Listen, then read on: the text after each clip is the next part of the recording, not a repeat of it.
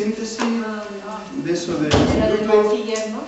así que no van a poder estar, pero teníamos dos opciones. La primera era cancelarlo y prefiero no hacerlo. La segunda es moverlo al martes, como estamos haciendo ahora.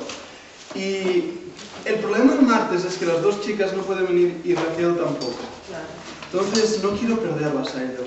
No. Sé que aunque sea un esfuerzo los viernes, no quiero perder a ellas tres. Y además lo que sí nos va bien, como en este caso, que es claro, o sea, lo mejor es subir el viernes lo más temprano que podamos al campamento. En casos así creo que lo más práctico será moverlo al martes. Si ellas faltan... No va a ser siempre. No va a ser siempre... Bueno, esperemos que no lo pongamos. No. Entonces grabaré de esto en vídeo, ya lo estoy haciendo de hecho, y así se la doy a Raquel y a ellas. Y lo mismo si faltáis un viernes, podéis recuperarlo a través de vídeo. Hay cosas todavía que tenemos que mejorar, pero iremos haciéndolo poquito a poquito. Raquel me dio una ofrenda para comprar una grabadora de DVDs. ¡Hola! Así que eso nos va a ayudar. Y por supuesto creo que lo he comentado con vosotros, pero es un motivo que me gozo mucho, ¿no? De que como el Señor está abriendo puertas, el hermano Playar nos va a dejar... Sí, o sea, en vez de hacerlo en CD, lo ponemos todo en DVD. ¿Cuál es la diferencia? En un DVD pueden caber todas las clases de teología sistemática. No de un año, pero de una unidad, de un trimestre. Entonces, en vez de tener, por ejemplo, 10 CDs, con un DVD los tienes todo. Y eso sería muy ventajoso. También, claro, es lo mismo, es un DVD, pero cabe 1 GB de memoria en vez de 600 megas. Así que será bastante práctico. Qué bien. Y después mi suegro nos va a prestar el local de ahí. Entonces, antes que yo terminara de explicarle, simplemente le empecé aquello a tantear, ¿no? ¿Por dónde le entro? Y le digo, mire, estamos pensando que para el Instituto Bíblico nos iría bien si nos pudiera dejar el otro local. ¡Oh, y tal que sí! No hay problema, claro que sí. Qué bien. Porque ahí ya está todo dispuesto, o sea, las sillas y todo. Eso que entonces le terminé de decir, ahí podemos ponerlo todo como Instituto Bíblico y mi idea es dejar una cámara fija ahí, todo ahí preparado. Así que seguid orando, veo errores y soy franco con vosotros, cosas a mejorar, cosas a hacer mejor y todo eso. Pero al mismo tiempo me anima a ver cómo el Señor está ayudando y bendiciendo y tenemos que seguir adelante, ¿de acuerdo? Así que seguid orando. Vamos a orar y después os doy el material para hoy, empezamos unidad nueva. Vamos a orar. Bendito Padre Celestial, es un gozo poder estar aquí con hermanos queridos que anhelan aprender más de tu palabra. Y Señor, yo mismo, aunque sea el profesor, me siento como un aprendiz, Padre, con tantas cosas para aprender de ti mismo, de tu persona, de tu carácter. Te suplico que nos bendigas en estos momentos, Señor, que de verdad seamos muy bendecidos y, Padre, podamos seguir adelante en la profundidad de tu palabra. Danos tu presencia y bendición en el nombre de Cristo. Amén. Hemos terminado, sí. Ya está grabando, sí. Después, cuando lo pase al ordenador, empezaré por donde quiero empezar. Lo he puesto de aquí. ¿No sé?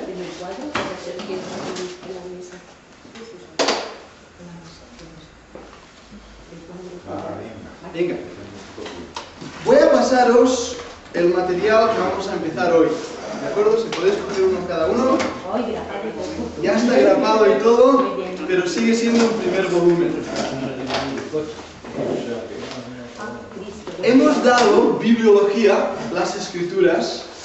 Hicimos una introducción, si recordáis, sobre lo que era teología sistemática y el estudio de la teología sistemática y la teología propia en el estudio de Dios. Ahora empezaremos con cristología. Yo sé que en lo que hemos hecho de bibliología todavía hay preguntas. Soy consciente de ello. No os preocupéis.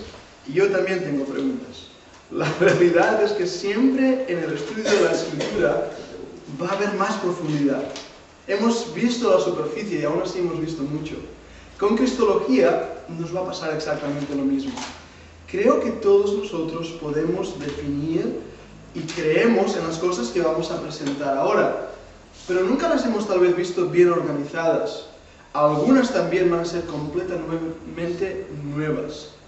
Y por otra banda, vamos a entrar, como dicen por ahí, en lugares donde los ángeles no se atreven ni a mirar, como por ejemplo en las relaciones entre la Trinidad, Padre con el Hijo, con el Espíritu Santo. Es fácil decir, creemos en la Trinidad, y todos creemos, ¿verdad? Pero ¿qué es eso de la Trinidad? ¿Qué relaciones hay? ¿Son tres dioses? ¿Son uno? Y todo eso lo vamos a dar, primeramente empezando con Cristología. ¿Tenéis todas las notas? ¿Solo son de estas notas o nos darán? No, son en total 19 páginas. Yo os he dado, creo que 10. Lo que pasa es que las siguientes 10 quiero revisarlas y asegurarme de que no hay errores o añadir o sacar información. Cristología, las doctrinas referentes al estudio de la bendita persona del Señor Jesucristo. Lo primero que vamos a hacer es presentar la argumentación. O sea, nosotros hoy tenemos nuestras Biblias y creemos todo lo que creemos sin ningún problema. Pero años atrás, la doctrina de Cristo fue motivo de grandes controversias. La primera controversia que hubo en la historia de la Iglesia tuvo que ver con la persona bendita del Señor Jesucristo. Seguro habéis escuchado hablar del Concilio de Nicea en el 312. Había una gran discusión en la Iglesia de aquel tiempo. Algunos decían que Cristo era Dios. Otros decían que era semejante a Dios, un Dios menor. Y otros que simplemente era un hombre. La Iglesia había sido muy influenciada por un movimiento que se llamaba los gnósticos, el gnosticismo. Aún Pablo en el libro de Gálatas va a tener que enfrentar esto. Constantino, que era un excelente político, pero dudo de su conversión, de verdad. Pero Constantino estaba en medio, no tenía las cosas claras. Tenía con él a un hombre que se llamaba Eusebio de Cesarea. Eusebio había sido un obispo, lo que hoy llamamos pastor, ¿de acuerdo? No os voy a llamar obispo. Pero es la palabra bíblica, es la palabra bíblica, ¿no? Es la función que desarrollaba este hombre. Pero era un obispo muy personal de Constantino. Él escribió la famosa Historia de la Iglesia, de Eusebio de Cesarea, el primer tratado de historia de la Iglesia que tenemos después del libro de Hechos. Eusebio de Cesarea sobrevivió los años de persecución de la Iglesia. Ahora, aquí viene una sospecha muy grande. Los pastores, ancianos y creyentes que habían vivido durante el tiempo de la persecución, los que sobrevivieron con una estigmata. ¿Y eso qué es lo que es? Un estigma. ¿Habéis oído la palabra estigma? Con una señal. ¿Cuál era esa señal? A lo mejor les dejaban libres, pero para que no predicaran, le cortaban la lengua. Le cortaban un dedo, le cortaban un brazo, le sacaban un ojo, le sacaban los dientes. Los dejaban libres, pero con una señal en ellos. Sin embargo, Eusebio de Cesarea, que fue encarcelado, salió libre sin ninguna señal. Esto solo pasaba a aquellos que habían quemado incienso a César. Por lo tanto, había una sospecha muy grande sobre este Eusebio de Cesarea. Por otra banda, había otro hombre que se llamaba Arrio. Él decía que Cristo no era Dios, era un mero hombre. Y había otro obispo, Alejandro, un hombre de Dios, un hombre valiente en sus posturas y convicciones. Y tenía un diácono. El diácono se llamaba Atanasio. Atanasio era jovencito, tenía 21 años cuando empezó el dilema, y a los 24 años él estuvo presente en el gran concilio de Nicea. ¿Qué es un concilio? Nosotros hablamos del concilio de Jerusalén en la Biblia, en el libro de Hechos. Ahora, déjame coger mi Biblia ahí. El concilio de Jerusalén fue el primer concilio histórico que encontramos en las Escrituras.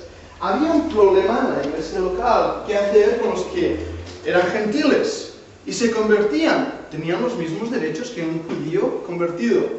Se reunieron Pablo, Pedro y todos los apóstoles y hablaron qué hacer con ellos. ¿Recordáis el pasaje cuando determinaron que no fornicaran y se libraran de comida sacrificada a los ídolos, de comer sangre? Eso fue el primer principio establecido. Eso fue en el libro de Hechos. En el libro de Hechos, ahora te doy el pasaje del Concilio de Jerusalén.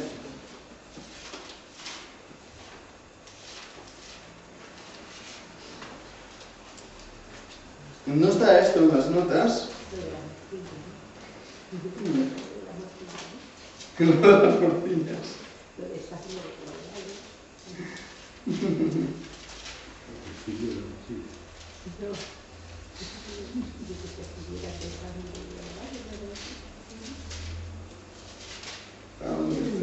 Tempestades después del capítulo 7, donde está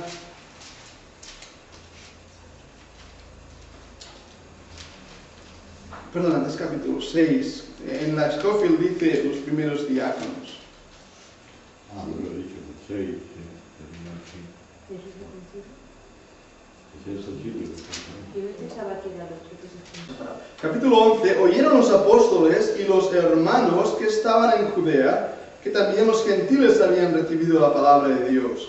Cuando Pedro subió a Jerusalén, disputaban con él los que eran de la circuncisión. Ahí todo el capítulo 11 va a dar el testimonio personal de Pedro, como los gentiles también se habían convertido. Este capítulo 11 no lo voy a leer todos, pero ahí se desarrolla la historia de cómo la iglesia establece principios para estos creyentes, escuchando el testimonio del mismo Pedro.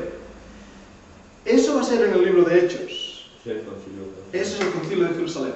Más tarde, van a pasar muchos años hasta el concilio de Nicea, 312 hasta el 317.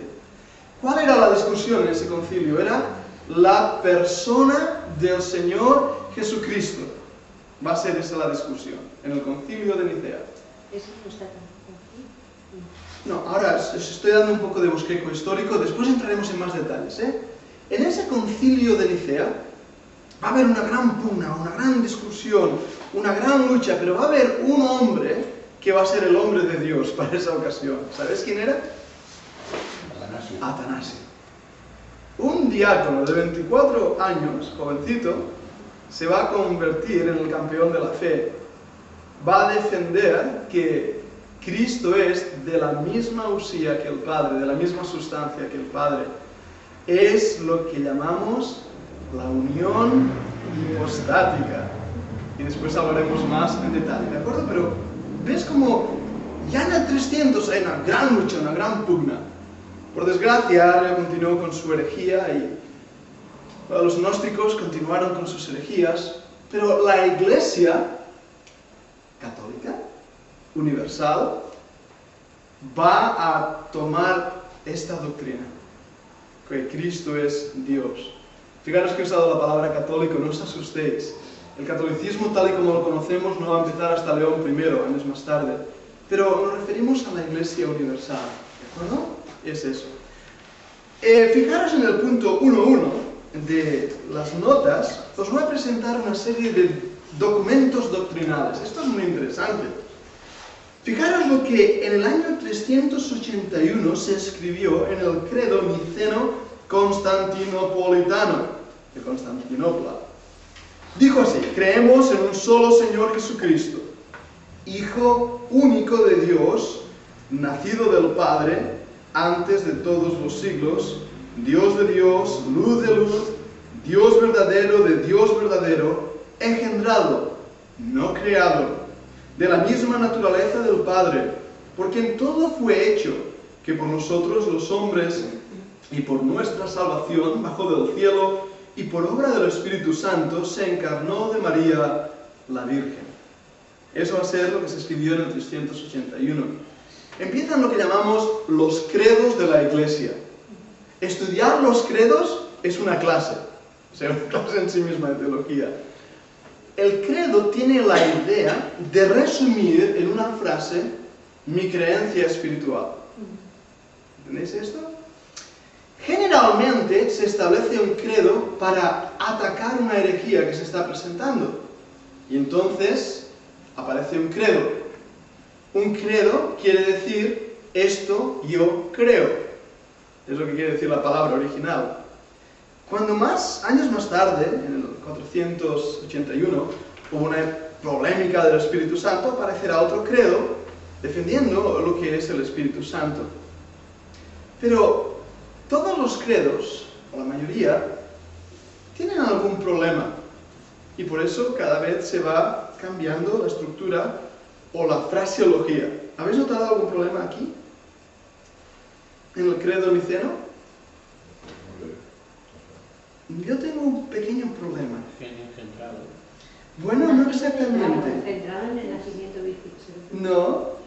Fijaros lo que dice en la segunda frase. Hijo único de Dios. Sé lo que querían decir. Él es el unigénito. Él se convirtió después en el primogénito. ¿Qué quiere decir? El unigénito es el único engendrado. Y Cristo Jesús era el único engendrado directamente del Padre, pero se convirtió en el primogénito cuando Dios te hizo a ti y a mí hijos de Dios por la gracia. Y si hijos, también herederos. Entonces, Cristo pasó de ser el unigénito a ser el primogénito, el primero nacido de muchos. Por lo tanto, hijo único de Dios, tenemos que tener cuidado con esta fraseología. Aunque sí que es cierto que es el único hijo engendrado eternamente del Padre. Por lo tanto, su relación con el Padre es muy diferente a la mía. Yo soy adoptado hijo. Cristo es engendrado hijo. Más tarde va a haber otro... Sí. También cuando es primogénito, se refiere a su primer, o sea, su principado. Eso también es interesante que lo notemos. Los testigos de Jehová van a decir que Él es el primogénito de toda creación, ¿no? Por lo tanto, Él fue creado. Pero hay dos palabras para primogénito en griego. Una tiene que ver con el orden, el otro con la prioridad o la preeminencia. Cuando habla que Cristo es el primogénito en toda creación, se refiere a ese punto de preeminencia. Él es el primero en el lugar que ocupa, no el primero en ser creado. La palabra prototokos y prototistos, muy bien. Pues esas dos palabras son clave para entender la diferencia. Eso es muy importante. Y lo veremos también, eso va a salir en nuestras notas. Ahora, artículos de la religión de la Iglesia Anglicana, artículo segundo, o la parte cristológica. Esto es la Iglesia Anglicana. Mirad lo que dice. Dice, el Hijo que es el Verbo del Padre, engendrado desde la eternidad por el Padre, el verdadero y eterno Dios y de una misma sustancia que el Padre, tomó naturaleza de hombre en el vientre de la bendita Virgen, de la sustancia de ella, de tal manera que las dos naturalezas, divina y humana, quedaron inseparablemente unidas, íntegras y perfectas en la unidad de la persona, por lo que hay un solo Dios y verdadero hombre. Este credo va a tener en cuenta un problema que se encuentra al estudiar la persona de Cristo. ¿Cuál fue la relación de María como mujer con esa parte de la persona natural de Cristo como hombre? Y ellos determinan que la Virgen María aportó la parte humana del Señor Jesucristo.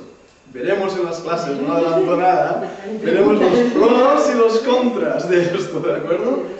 Os dejo la incógnita. No, más que nada, os voy a explicar el por qué uso esta técnica de enseñanza. Antes de discutir ciertas cosas, hay que establecer una base doctrinal, porque si no, nos podemos ir y no entender los principios. Por eso os presento el dilema, pero estableceremos una base sólida de la cual podamos lanzarnos como en un trampolín a discutir todas estas cosas. Otra cosa es la Confesión de Fe Bautista de 1689. Cristo el mediador. Agradó a Dios en su propósito eterno escoger y ordenar al Señor Jesucristo, su unigénito Hijo. ¿Habéis visto cómo lo ha cambiado? Ya no ha dicho su Hijo único de Dios, sino ha dicho su unigénito Hijo, de acuerdo al pacto en el cual había entrado, para que fuese el mediador entre Dios y el hombre. Y como tal, Él es profeta, sacerdote y rey. Los tres oficios de Cristo que hasta este momento no se habían presentado.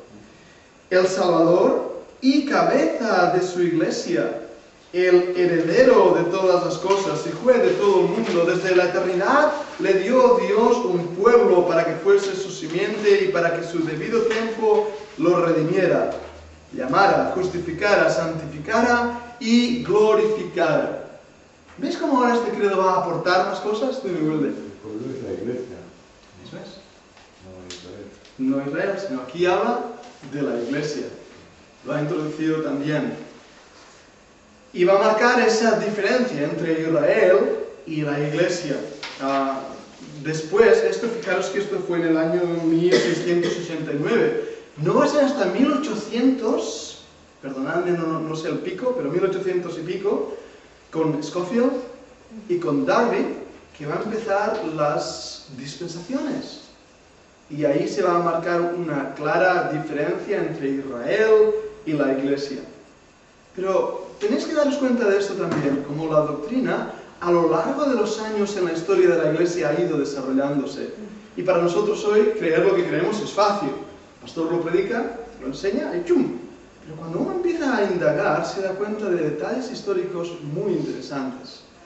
El Hijo de Dios, dice también esta confesión bautista, el Hijo de Dios, la segunda persona de la Santa Trinidad, siendo verdadero y eterno Dios, la brillantez de la gloria de su Padre, igual de una sustancia con Él, quien hizo el mundo y mantiene y gobierna todas las cosas que ha hecho, habiendo llegado a la plenitud del tiempo. Tomó sobre sí la naturaleza del hombre con todas sus propiedades esenciales y con todas sus debilidades comunes, mas sin pecado.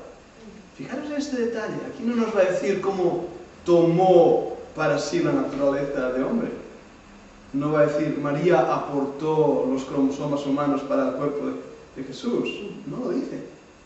Implica que lo tomó, pero no entra en qué tipo de detalles. Fue concebido por el Espíritu Santo en el vientre de la Virgen María, una mujer perteneciente a la tribu de Judá. Y ahí esta gente son bien bautistas. Una mujer muestra que no era nada especial en ella. El Espíritu Santo vino sobre ella y el poder de Dios la cubrió.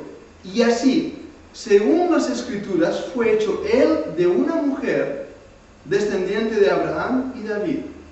Así que dos naturalezas perfectas y distintas se unieron inseparablemente en una persona, pero sin conversión, composición o confusión alguna. Esta persona es verdadero Dios y verdadero hombre, un Cristo, el único mediador entre Dios y el hombre. ¿Verdad que podemos decir amén? Creo que es bastante claro. Dime, Una William. pregunta. ¿Qué quiere decir con sus debilidades? Él se cansó Con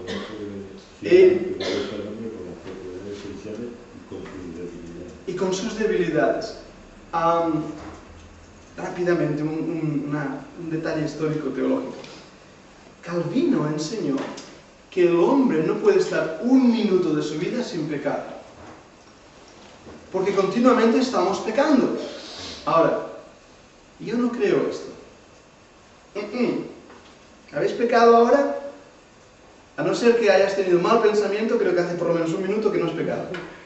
Ahora, Wesley, que fue otro hermano, enseñó que también debíamos distinguir entre las debilidades humanas y los pecados humanos. Y en esa dirección va estas palabras de la Confesión Bautista. Por ejemplo, una debilidad humana puede ser el cansancio. ¿Verdad? Me siento débil. ¿Puedo usarte como ejemplo un momentito?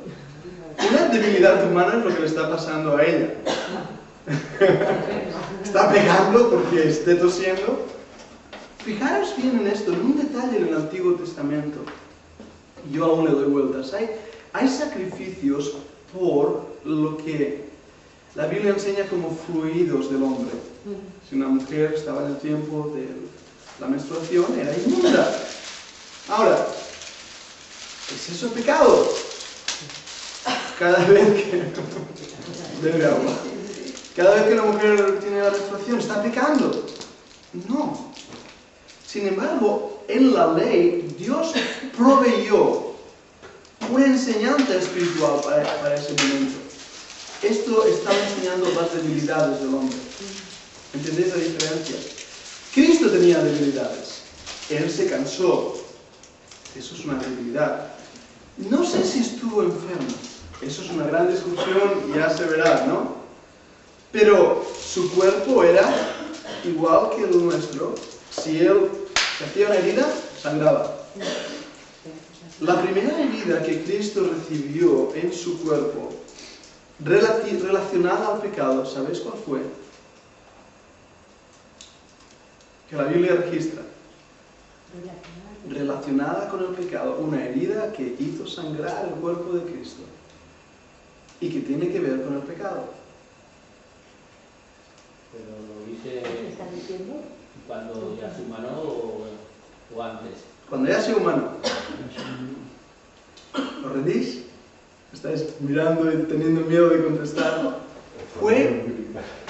No, bueno, yo creo por la tipología bíblica que fue la circuncisión.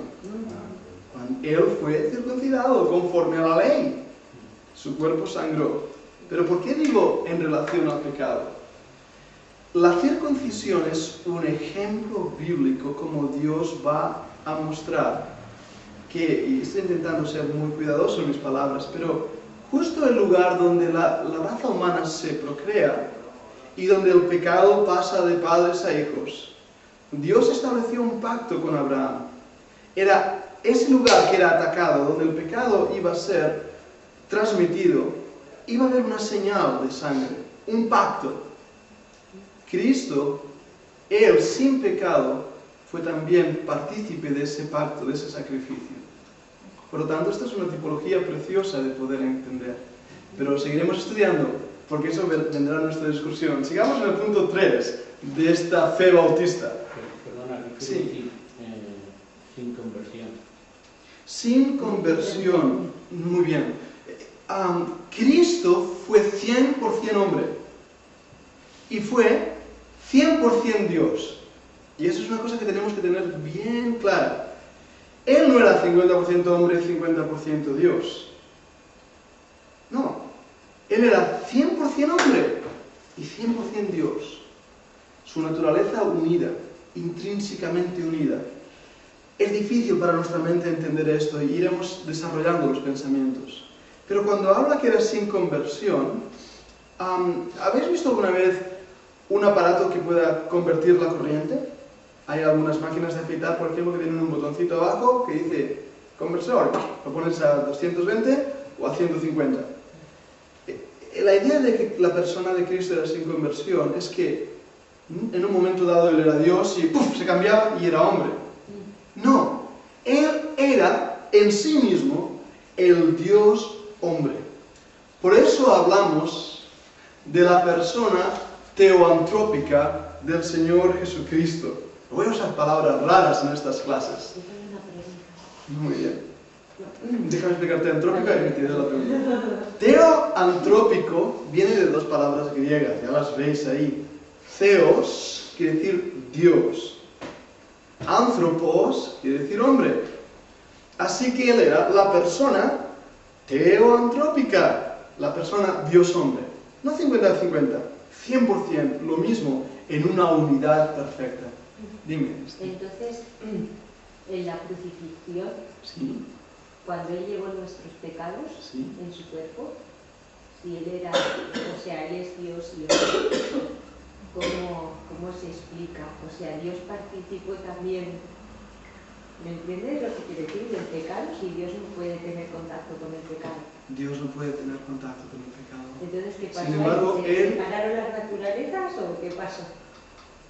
No sé si si no Te te la piensas, yo me la entiendo, contestas. Te voy a contestar con otra pregunta e iremos orando y desarrollando pensamientos en la clase. Pero mira, el Señor Jesús cargó en su cuerpo, sobre el madero, nuestros pecados. Ese pecado no afectó su naturaleza, no contaminó su santidad como Dios. Él murió sin pecado, aunque llevó nuestros pecados. Pero ahora hay un momento en la cruz que cada vez que lo pienso le digo, Señor, no lo entiendo, pero lo que tu palabra me dice. La Biblia dice que el Padre le abandonó. Y ahí viene la pregunta, Esther, que yo no tengo respuestas, pero se la he hecho al Señor.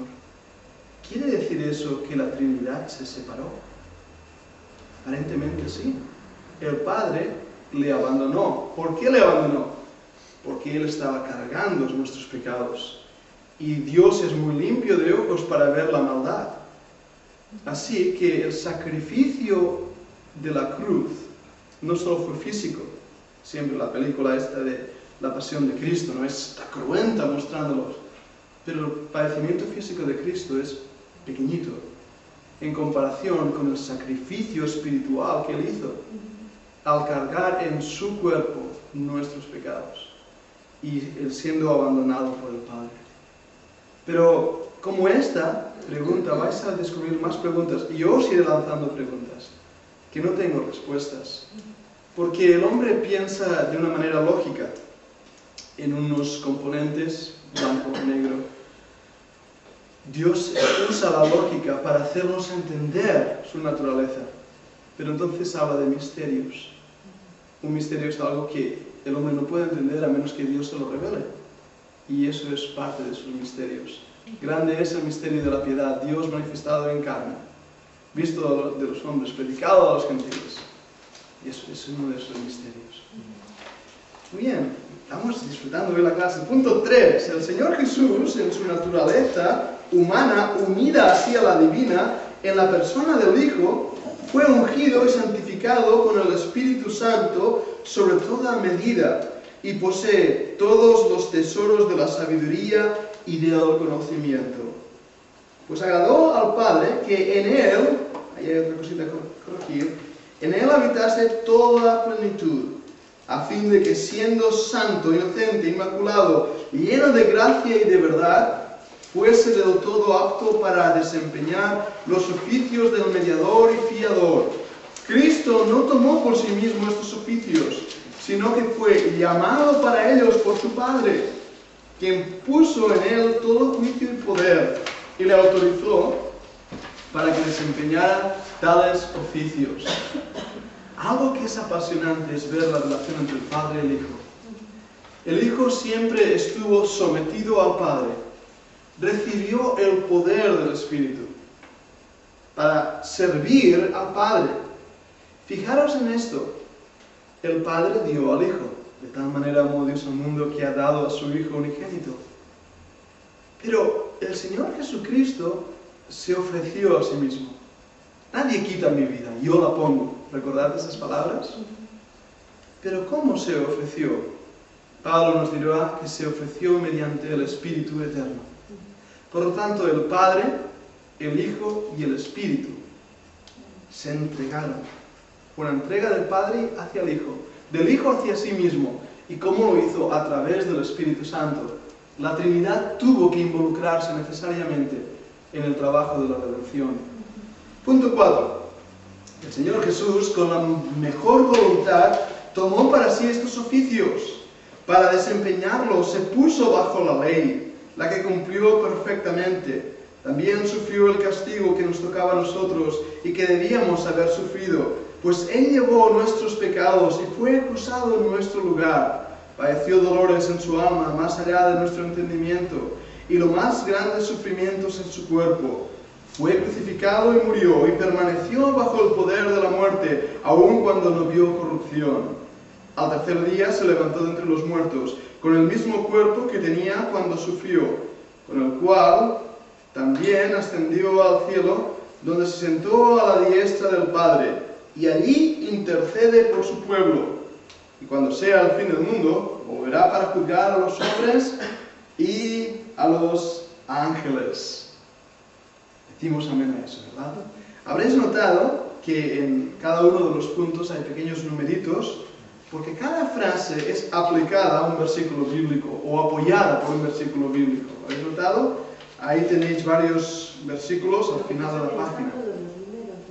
Sí. Empieza con el 23 y aquí hay el 18 y el 19. Ah, pero están aquí, sí, están en la hoja anterior, que empieza en Isaías 42:1. Vale. Ahora, punto 5. El Señor Jesucristo, por su perfecta obediencia, me hace asustado. Dime. Se ha dicho, bueno, el padre lo deja en la cruz y él dice, que él entrega de su espíritu. Sí. ¿Eso cuánto dura? ¿Cuánto Porque lo que dura? acabo de leer aquí,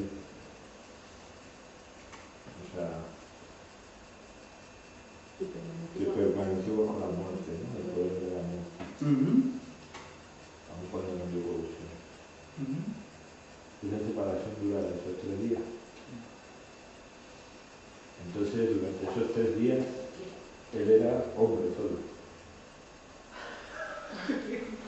Él fue declarado hijo por el poder de la resurrección.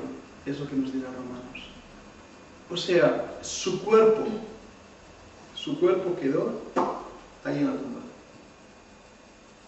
Ahora, una vez, y estamos ya lanzando preguntas, ¿hubo un cambio en la eternidad cuando la bendita persona del Hijo tomó cuerpo humano?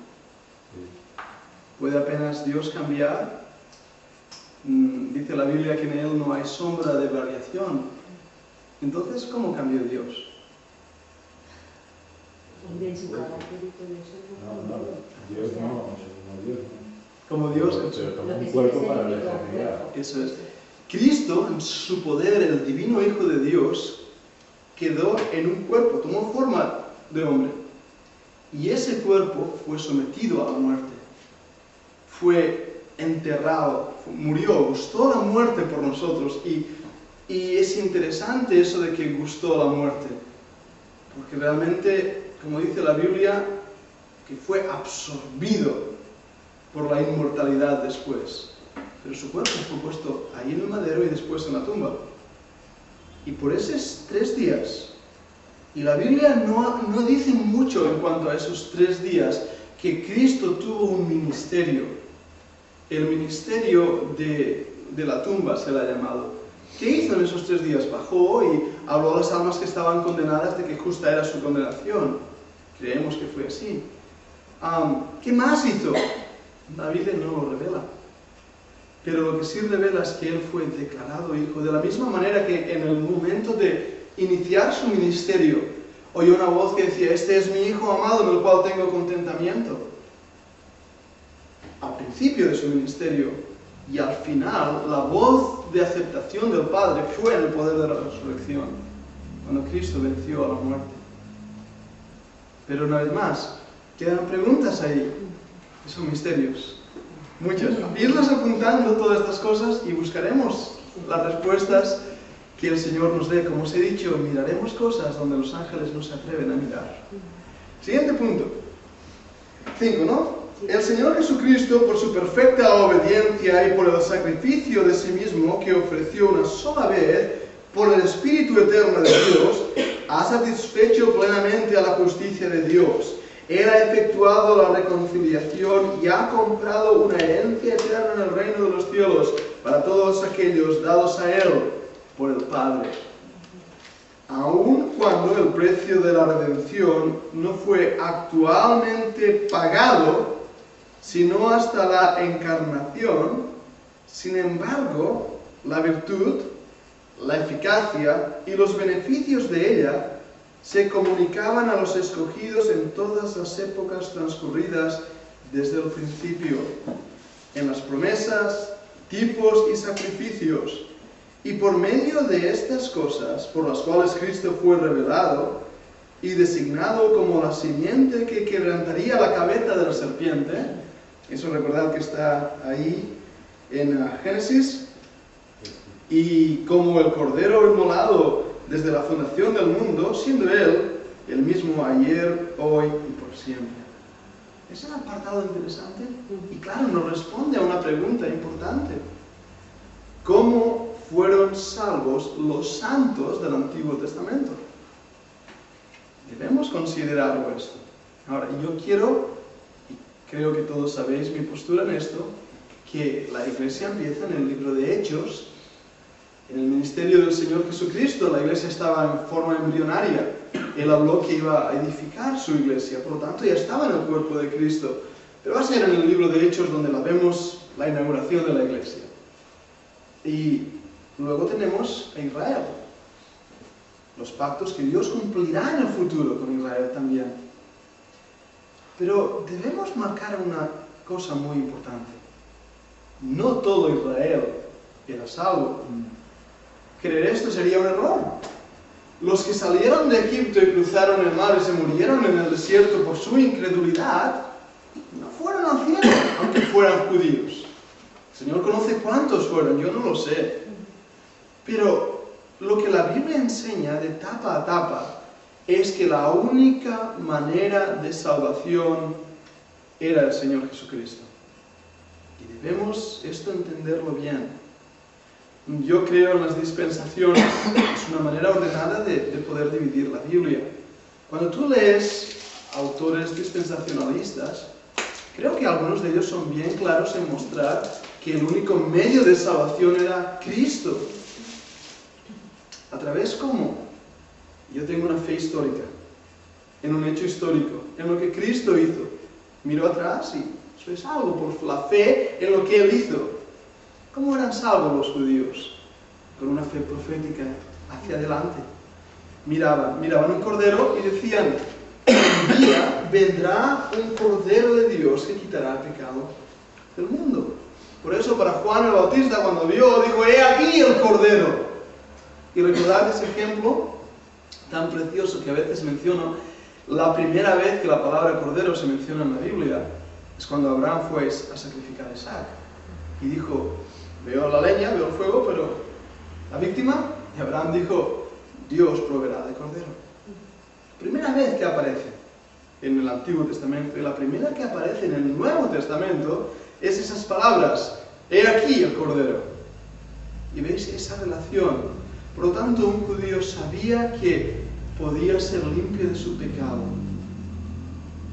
Según la ley, David debía morir. Es lo que la ley dice. Adulterio, ser apedreado. Tanto el hombre como la mujer que adultera. Por eso aquellos que trajeron una mujer a Cristo, el Señor dijo, bueno, pues el que esté libre de pecado, que tire la primera piedra. Ahora, fijaros bien en las palabras del Señor. Porque la primera pregunta es, muy bien, esta mujer ha sido tomada en adulterio, pero ¿con quién está? ¿Dónde está? Y el Señor en esa fraseología parece estar diciendo, el que esté libre de este pecado que ella ha cometido. Y todos seguramente habían adulterado también con ella. No sabemos, pero por la fraseología da esa idea. Por lo tanto, David debía haber muerto.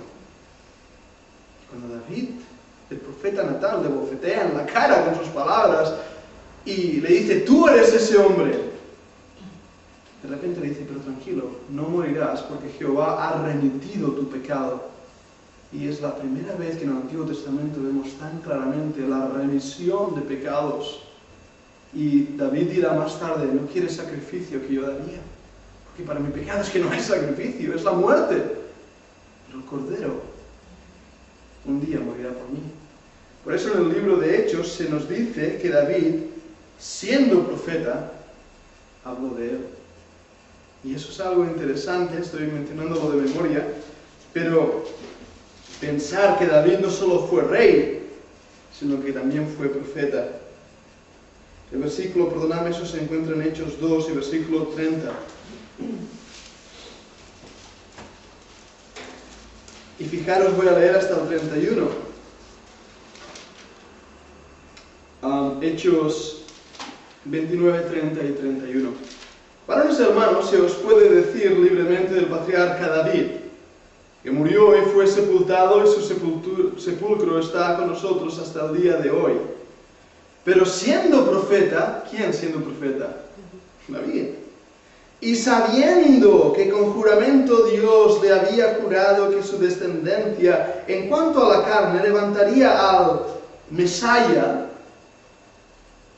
para que se sentase en su trono, al ungido, al Cristo, viéndolo antes, fijaros bien en esas palabras, habló de la resurrección de Cristo, que su alma no fue dejada en el Hades, ni su carne vio corrupción.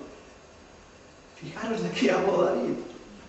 Él era profeta, él vio al Mesías, al Cristo que moriría por sus pecados, y habló con confianza de él.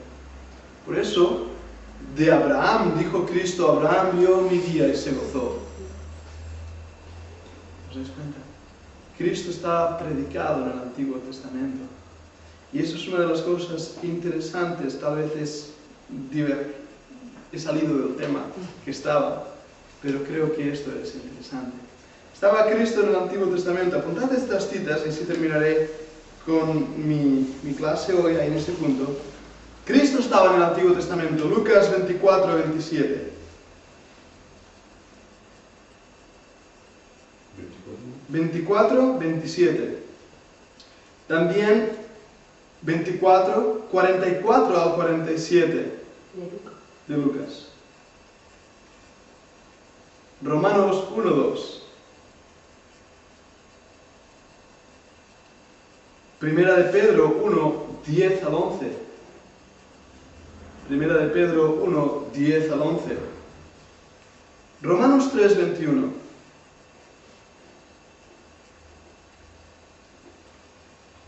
Romanos 3, 21. Primera de Corintios 10, 5.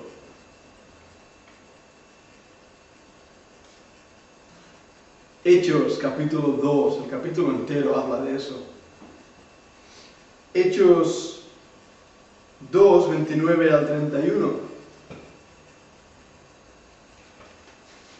Hechos 3, 18. Juan 5, 46 nos habla de Moisés. Juan 5, 46. Hechos 7, 52 nos habla de los profetas. Hechos 7, 52. Y también Hechos 10, 43. Y por último, Hechos 17, 3. Hechos 17, 3. Todos estos son pasajes que nos muestran lo que este párrafo de la Confesión Bautista de 1800 menciona, que aquellos del Antiguo Testamento creían por fe en el Mesías prometido.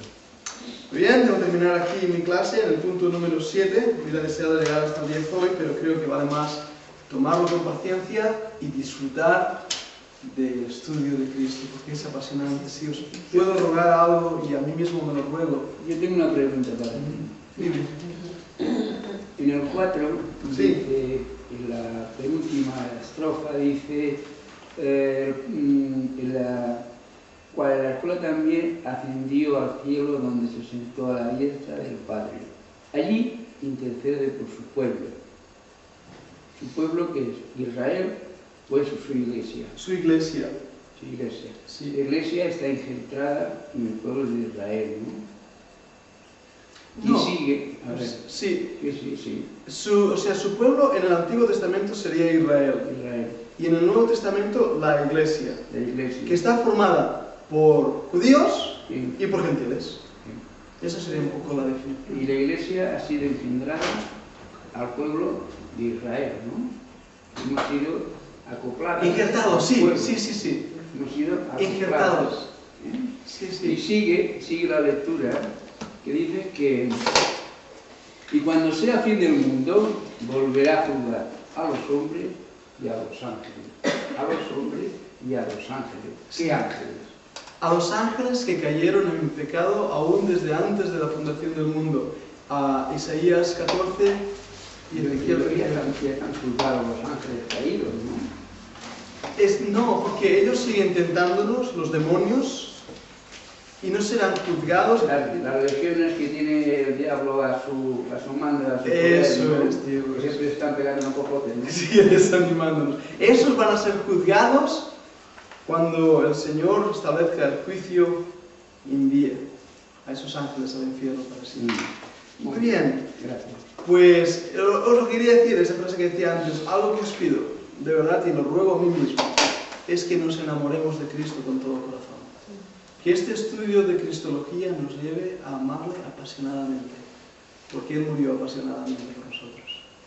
Muy bien, pues vamos a parar aquí, tenemos 5 minutos y tenemos la siguiente clase.